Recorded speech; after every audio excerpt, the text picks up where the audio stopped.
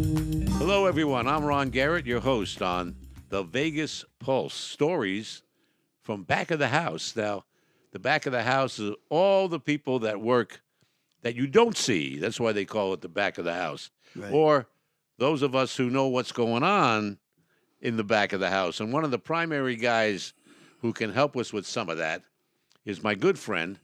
They call him the Don of Vinyl. He has got the largest vinyl collection of 45s. 45s albums, yeah. Albums in the world. And that's why they pretty call him close, the yeah. Don of Vinyl. He's the CEO of Street Corner Records and Entertainment. He's been around a while. We all love him. He's Stevie Dunham.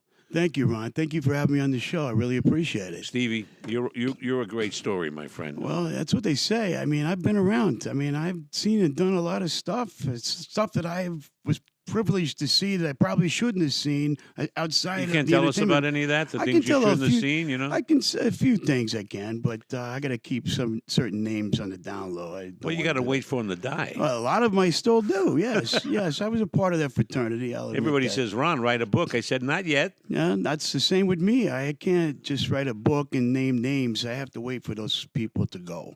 You do. Unfortunately. So you're Otherwise I'll from get Brooklyn. killed. You're from the Yes, streets of Brooklyn. I am from Brooklyn, New York. And when originally. you were a young kid growing up, you got into the doo-wop sound. It was around 1977. My two cousins and two neighborhood kids. We lived in Brooklyn Heights on Pacific Street.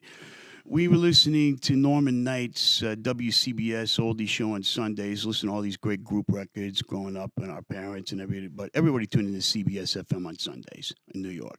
And so we decided we'd just go out one day and try it out and sing some harmony. It seemed to gel, and we got a little bit better as time moved along. We got actually pretty good. We never made a record or nothing, but we got really good. And it was, even in that late of era in the late 70s, it was still prevalent to go into inner city boroughs and see people sing on street corners still. And they really had the oil Yes, they barrels did. with the flame coming Yeah, out. yes, Now, they we did. see that in movies. That's actually true. But is that true? That is an absolutely true fact. Yes. Or What was in the barrel? Would you burn wood or burn kerosene? wood, garbage, newspapers, you name it, and we had a brown bag with a bottle in it, Or passing around. the policy slips might have gone into that. Yeah, barrel. right, exactly, right, yeah. Were you guys running numbers back in those days? When I was 11 years old, so Well, no. listen, But I there's know a lot- guys that did. My Absolutely. cousins were involved in a gang, and they were doing errands for running the Cosa numbers. Nostra guys. Which is Keno.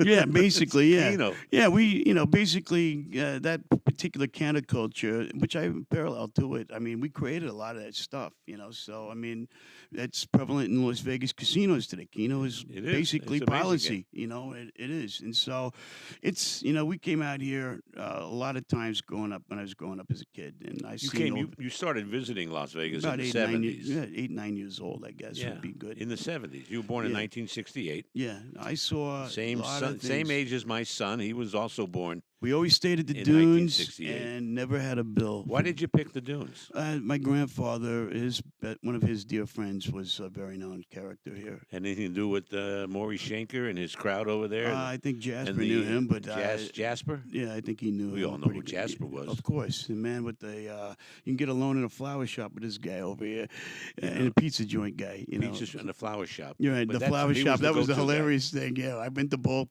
growing up, so I know. Where'd he get the roses? Right, exactly, right. Jasper was the go-to guy.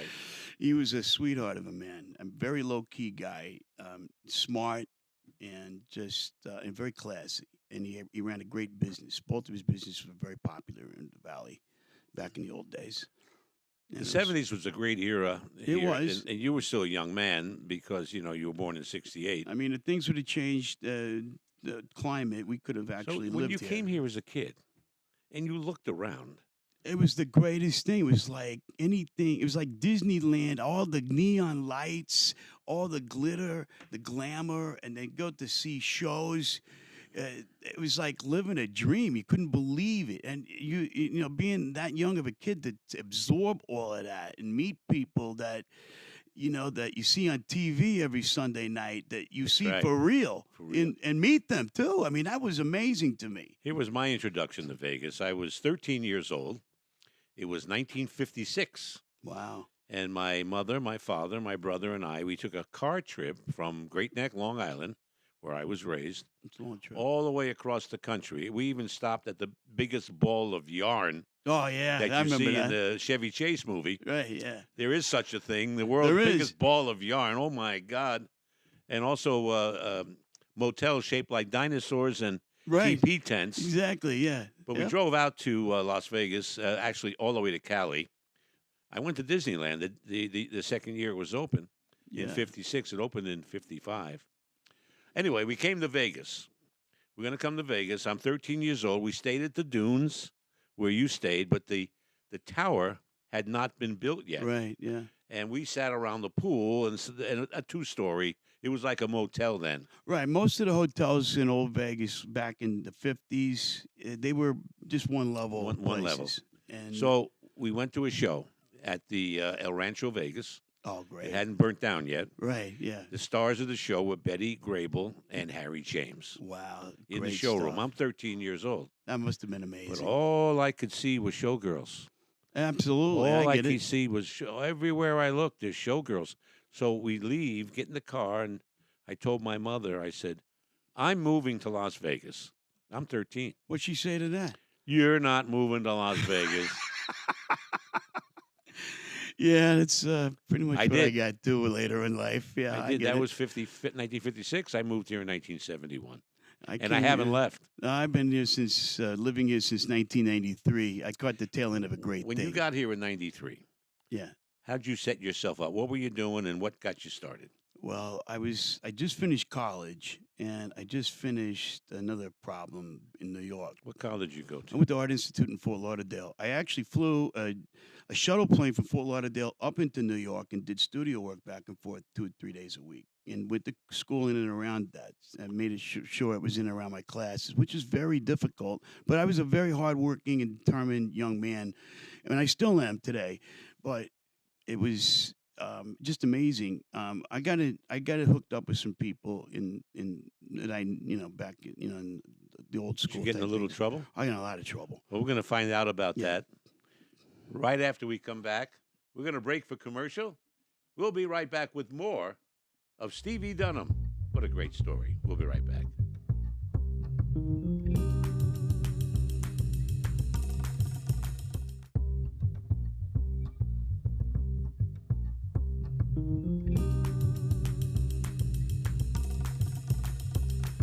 And we're back on Vegas Pulse, stories from the back of the house. And with us is Stevie Dunham, the CEO of Street Corner Records and Entertainment, and many other things. Now, we were talking, Yes. and you said you had a little trouble. Is it all right to talk about that? Or It was 34, almost 35 years ago. So, I mean, has it yeah, been it's taken okay. off the I mean, blotter? some of the guys are still locked up, but I won't mention any names. I got into a major problem Yeah. in New York City. I didn't know I was being watched, and I got pinched in front of my building on Pacific Street. What was the charge? It was a RICO Act. I got 7 indictments and Oh. charges out of 35. Conspiring with other criminals. Oh, you name it. I mean, I got popped for 7 big ones, and Did you do time? no, but I was looking at 40 years at time. My attorney, which was a very well-known mob attorney, his name was Shargo, and Uh-huh. he says to me this. He goes, "This is flimsy. You got no case. This is all because of an informant, a rat. Somebody ratted you They out. ratted out 62 guys." Now I'm in the Irish consortium, not the Italian La Cosa But Nostra. you're Irish and Italian. Yes, and I was accepted into the Irish clan. So, and they don't care if both parents are one or the other, as long as the father is Irish. So this case lasted about 2.5 months, and they got nothing. I was acquitted in all charges, and they sealed up my records.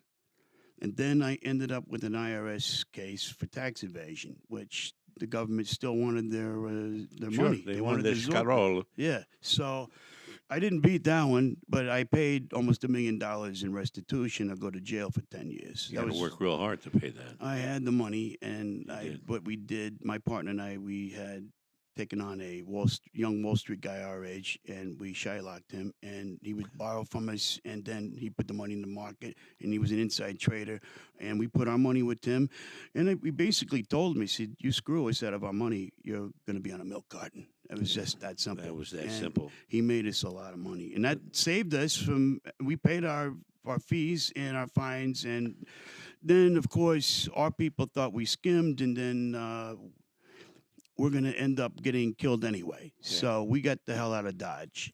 I actually had to take a hiatus from school to go through these cases, and when I went back to South Florida, even though I was chancy, I went back to school. So you lived in Florida for a while. Yeah, I was determined to graduate. I didn't care what was thrown at me. So I got my degree. It was only a couple of months away anyway from graduating with a music business degree.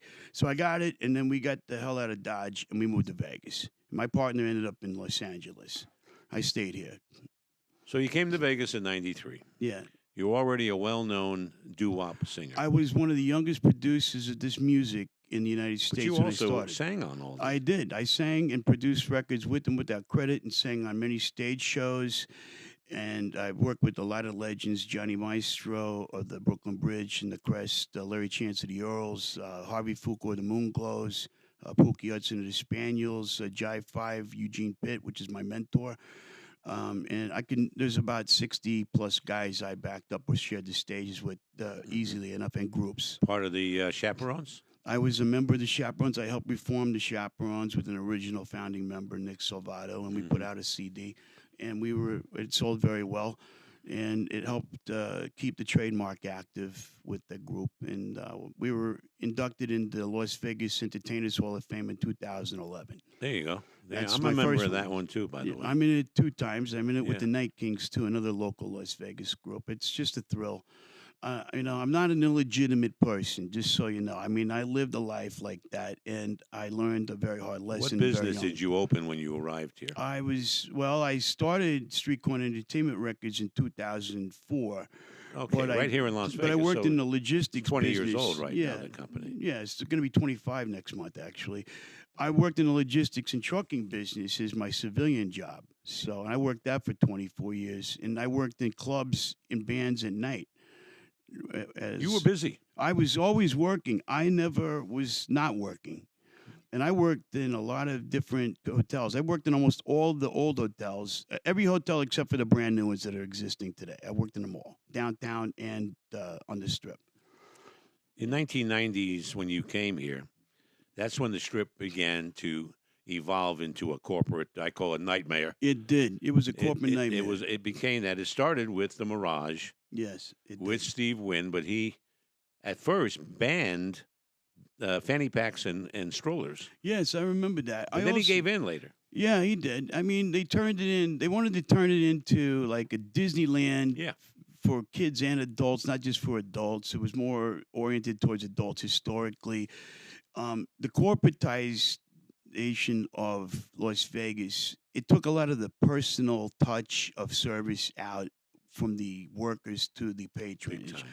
And you remember this, I mean, coming here and living here back then, they would know your name 5 years if you've never been in a joint. They know your first, last name, your mother, your Everything. wife, everybody. Favorite drink, your best favorite meal. Absolutely. And they would comp you, even if you needed it or not. If you were down and out, you blew all your money. They would give you money You to didn't get have home. to play the slots. You didn't need a No. player's card. No. You didn't have to. They did it because everybody was a VIP. Yes, and they did that purposely. And these are the old school guys, the guys that built Vegas in particular before the corporations took over. And it was still leaked over a little bit in the beginning in the early 90s, and then it started to just slowly evolve out. I mean, it just dissipated. In 1993, when you came, I was the marketing director for Circus Circus. Okay, well, there were still aspects there. But we were owned by one man. His name was William G. Bennett, Right, who exactly. doesn't nearly get the kind of recognition No, he doesn't. he should Everybody have. else does. He built Circus Circus. He built the Excalibur. He Right. built the Pyramid. He built the Luxor, and he also built Mandalay Bay. And they don't give him anything for that. They don't give him any Down in credit at all. Laughlin, I was with them. They owned the Colorado Bell Great and the place. Edgewater. Yeah, another great casino. Well, he was hands-on.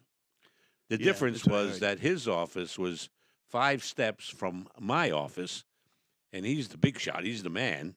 And if I wanted something done, I go ask him. Right, No red exactly. tape, Yeah, he didn't have to go through an no emissary or reports. nothing. Yeah, he didn't have to cut through all that But BS. this is the way we did it. Yeah. Again, back of the house. Right. Mr. Bennett would literally go into the kitchen and squeeze the lettuce. Now, man, this guy's worth $850 million. Right, I get it. Yeah. Squeeze the lettuce to make sure it was fresh. Well, that's a good boss. That's a good boss. One Yeah. time we were in the restaurant called the Pink Pony, Oh yeah. which I always objected to that name, but he told me to shut my mouth. Him and I were close. He always said, Tom? He called me Tom because the guy before me was Tom, and he couldn't make the change. Tom became the marketing guy of the Luxor. Oh wow. So he says, we're man. sitting having lunch. The waiter brings the hamburger with the fries. He looks at the fries and he says, take this back and cut them in half. They were too long. Wow. So what Mr. Bennett he comes back. It's almost like the casino story with the blueberry muffins. Right. Exactly. He Yeah. brings it back and the fries are cut in half. And he turns to me and he says, do you know what I just did? I said, you cut the fries in half. He's, yeah, but does it look like more? I said, absolutely it does. Yes. So it was piled higher. It looked like more, same amount of fries. That's great. I remember all the great things like the 99-cent hot dogs and Absolutely. the shrimp cocktails. And, they give you rolling nickels of quarters, there's incentives, gifts, jackets if you hit royal flushes. Everything. All the great stuff that you can imagine that really enticed people to come here because they always thought, well, if I get a royal, I'm going to get a satin jacket with the Yeah. casino name on it. And, the last hotel to do this, if I recollect, was the Orleans that did that. There's one more hotel that's just like the old days. I'm going to come back and tell you about it. Okay. But yeah. right now we got to take another break. Cool. All right. We'll be right back. More with Stevie Dunham, the Don of Vinyl and the CEO of Street Corner Records and Entertainment. But we're going to talk about his current business and the stars that he's making right here in Las Vegas, some of your favorite lounge acts. We'll be right back.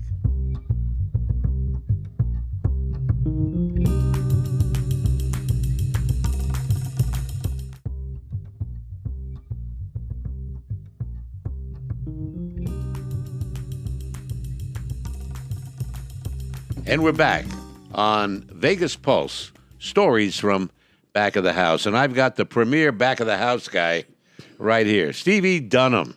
How you Stevie, doing, thank man? you so much Well, again thank for you. being here. Oh, it's awesome. This is a lot of fun. It's great to talk about these things because a lot of people don't realize what really goes on No, behind they the didn't. scenes here. I mean, and there's a history of all of that. There's always a silent group of individuals in every aspect of business that actually has their fingers on the pulse in Las Vegas, Nevada. It's not all about casinos and gambling and so forth. There's guys that do things behind the scenes that are influential in whatever level of business they're in that make things happen here. They're movers and shakers, and people don't realize that. And it's very important to know that. You're not going to ever see them hardly. I mean, I'm just lucky to be here like you are because we've been through all of this. Got lucky. But I had no idea what kind of life I'd have. Yeah, I mean, I love Las Vegas. I mean, I can't see myself living in any other city. And I've been to several No, me in my neither. life, I did 9 years in Reno, which is almost like 9 years in Alcatraz. Reno ain't nothing like Las Vegas. No, not at all. Everybody no. thinks that, but it's not the You know, same when I thing. first moved there, I was that a-hole from Vegas, but they accepted me. 2 years later, I was that a-hole from Reno. Right, So yeah, I got get it, accepted, yeah. you know. I totally understand. I ran a nightclub downtown on Fremont Street. What was the name of it? It was actually the old Cosmos joint. It was- Cosmos. But we Cosmos changed- Cellar. But yes, and we changed it to the USA Underground. I booked every punk rock and alternative band in from 1994 to 95 in that joint. I had a line that went from that door right around the corner onto Main Street with about 400 kids, college kids, waiting to get in to that 200 capacity place all night, Thursday, Friday, Oh, and no, Saturday we went night. to Cosmos Underground. Oh, many I've been times. there before then too. I Yeah. mean, I know, but no, It but became your club. yes, and Oh, we was that's a cash fantastic. cow and we put all the punk rock bands in there. We had monopolized in the whole city, and it was great. And I should be in the punk rock museum, which I may have to go see them and tell them I'm still Take here in another Vegas. quick break right Sure. now and come back and bring us up to date on some of the current talent You got it. and things you're doing now with your record company here in Las Vegas. We'll be right back with more of Stevie Dunham right after this.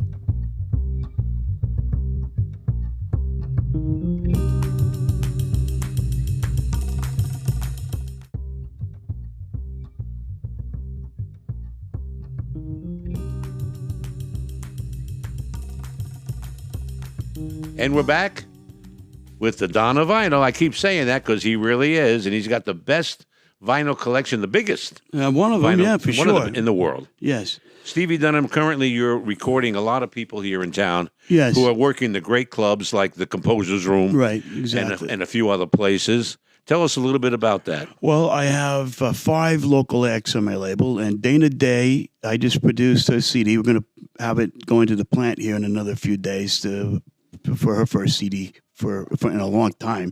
Zonia De La Guardia is another client of mine. She's an up-and-comer. She's actually moved up quite a bit, and I guess because of my influence on both of these two young ladies, it's really made a notice in the city of Vegas. They're starting to get more action, and that's great. I have legendary Vic Donna from 1957's hit Teenage Rose on my label. He's got a CD coming out of contemporary stuff.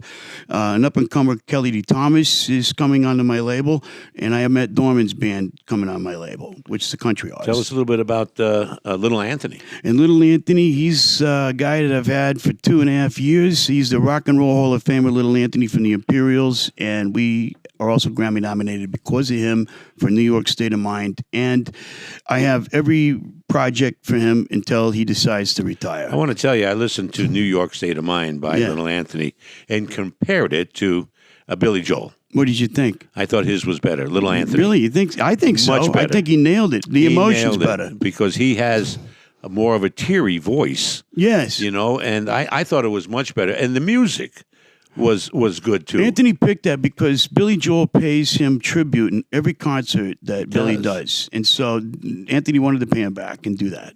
Mm-hmm. And he did. That hit the charts. It nominated for a Grammy. Yeah, I'm the only oldies label in rock and roll and pop culture history with a Grammy nomination. What do you see the future of oldies? I mean, that's a funny way to say it. I'm one of the controlling factors of this genre. So I see things change. Everything reciprocates itself over time, like history repeating itself.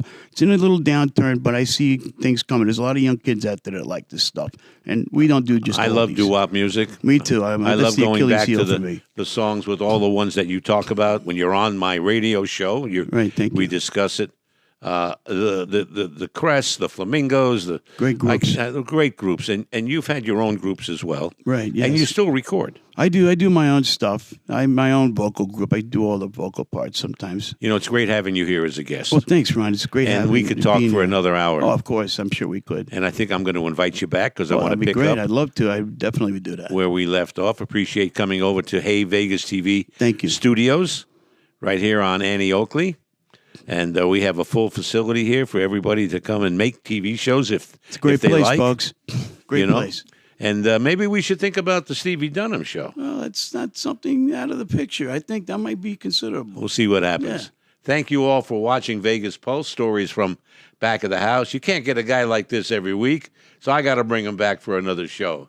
Thank you, Stevie. Thank you. Thank you, everybody, for watching. We'll see you next week.